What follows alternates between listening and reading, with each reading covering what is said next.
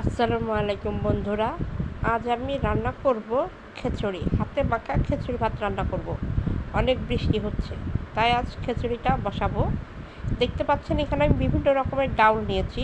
মসুরি, মুগ কলাই, খেসারি, মাসকলাই, এগুলো ডালগুলো নিয়েছি।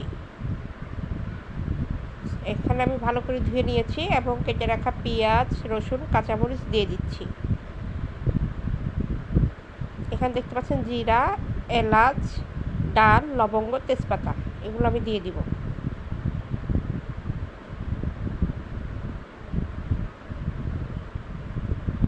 খিচুড়িটা খুবই সাধারণভাবে রান্না করব, হাতে মাখানো।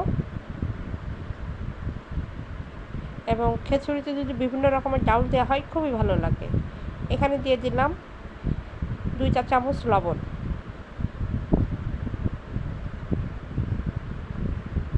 1 চামচ ধনিয়ার গুঁড়া,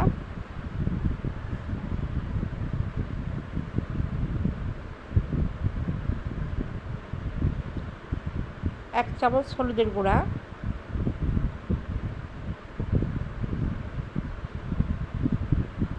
এটা ভালো করে মাখিয়ে নিতে হবে।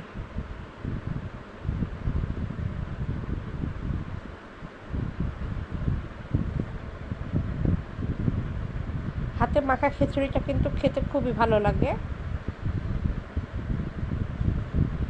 এখানে পরিমাণ মতো তেল দিয়ে দিচ্ছি।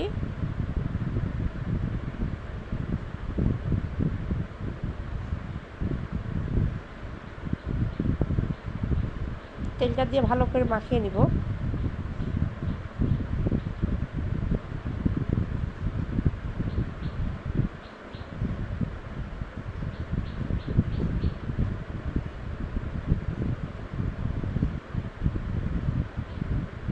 এখন এর মধ্যে দিয়ে দিব পরিমাণ মতন পানি।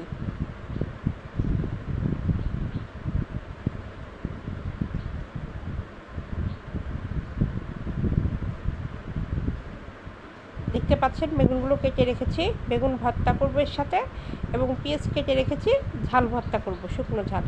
খিচুড়ির সাথে শুকনো ঝাল ভর্তা, বেগুন ভর্তা খুবই ভালো লাগে। এটা আমি শুকনো তাওয়ায় মরিচগুলো ভেজে নিচ্ছি। দেখতে পাচ্ছেন মরিচটা বেশ ভালো ভাজা হয়ে গিয়েছে।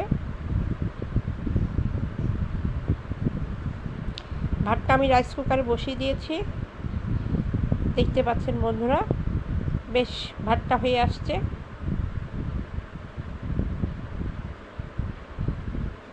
এটাকে ভালো করে নেড়ে চেড়ে দিতে হবে এবং এর মধ্যেই আমি বেগুন ভর্তাটা বসিয়ে দিব। বেগুনটা বসিয়ে দিয়েছি, কিছুক্ষণের জন্য এটা ঢেকে রাখবো।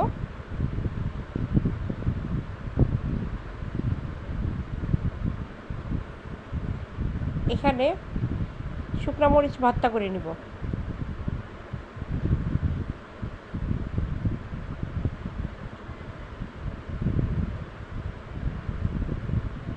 শুকনো মরিচ ভর্তাটা আপনাদের ভাইয়াই করে দিচ্ছে।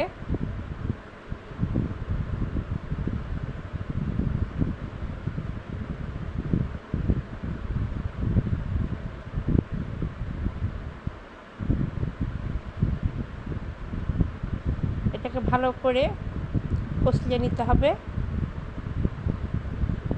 সরিষার তেল দিয়ে দিচ্ছি।